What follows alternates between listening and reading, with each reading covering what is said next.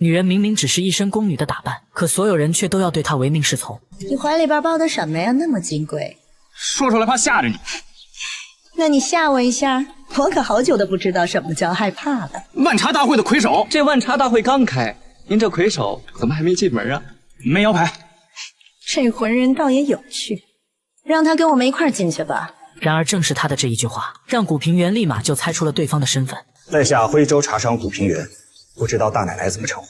你这人忒也无礼，哪个是你奶奶？然而让古平原怎么都不会想到的是，眼前的这个女人根本就不是什么福晋根格格，而是在将来几百年都会被人熟知的慈禧太后。可让古平原更不会想到的是，正是他今天沏泡的这一壶茶，让对方仅仅只是喝了一口，便帮他未来的几十年稳住了根基。原来古平原今天本来是打算参加万茶大会的，可结果由于遭到茶商会的打压，他根本就进不了大门，而且答应过来帮忙的李青也迟迟没有出现。于是无奈的古平原便打算走后门，可他们好不容易才从后门混了进去，结果却还是被里面的守卫给拦了下来。进二门的门包，你们两个1万两，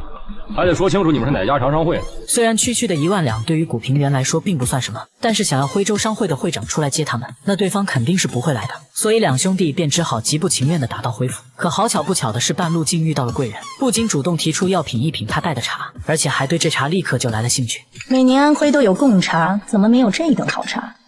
问一问，这样的好茶都给谁了？还没等一旁的公公做出回答，古平原便立马就开始解释了起来，表示这茶的香气只有自家的茶园才有，因为战火意外改变了地脉，加之炒茶师傅那口上百年喂养的大铁锅，所以这才炒出了现在这蓝雪独有的味道。只是由于他们两个贫农没有钱贿赂，这才导致上好的蓝雪茶连参加万茶大会的资格都没有。进个大门就需要3000两的门包，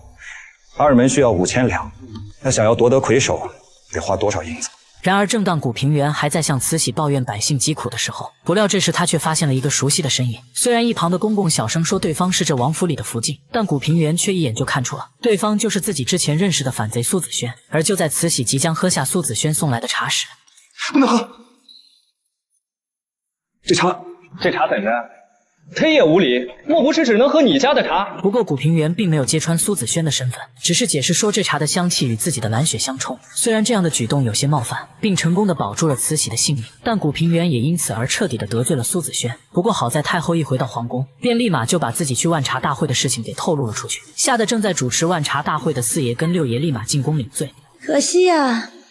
你们家这门包太贵，大门要3000两，二门要5000两。我身上没带这么多银票就回来了，不知道这天下第一茶给了谁？虽然接下来慈禧并没有再跟他们多说什么，但是在临走时却将在古平原那里拿的茶给留了下来。与此同时，古平原也终于得知了慈禧的身份，有了太后的背书，他本以为今后的路会好走一些，却没想到当天晚上他就遭到了苏子轩的威胁。原来苏子轩本是当朝军机大臣的掌上明珠，可奈何在朝堂斗争中被太后给处死了，所以这次便准备跟随李万堂混进万茶大会暗杀慈禧，却没想到半路竟被古平原给搅了局。金谷的，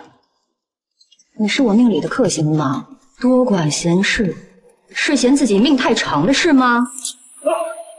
等古平原再次睁开眼睛的时候，还以为自己已经死了，不过好在弟弟直接给了他一拳，这才让古平原确认自己还活着。可他刚以为刚刚的一幕只是一场梦的时候，不料竟无意间发现了床头的那把剑，这也就意味着苏子轩的到来并不是一场梦。然而还没等他来得及震惊，他就突然接到了皇太后的懿旨，并赐给了他一块天下第一茶的金匾，吓得曾经打压过他的茶商立马登门下跪道歉，并希望他这个得了太后金匾的人去担任茶商会的会长一职。虽然古平原并不想去担任这个会长，但为了能让茶商会的人不再为难种茶的茶农，所以最终他还是答应了跟现任会长见上一面，却殊不知正是他的这个决定，差点就把自己的小命都给丢在了路上。